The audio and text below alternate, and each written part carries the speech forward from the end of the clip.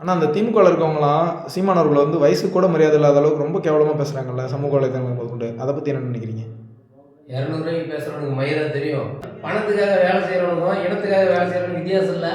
அவங்க நான் சொம்புனிக்கு பசங்க பல கோடி செலவு பண்ணி இந்த மண்ணுக்காக ஒரு அரசியல் செய்கிற ஒரு தலைவனை இவனுக்கு இவ்வளோ கொச்சையாக பேசுகிறானுங்கன்னா அவன் பொறப்பு எப்படி பொறப்பாக இருக்கும்.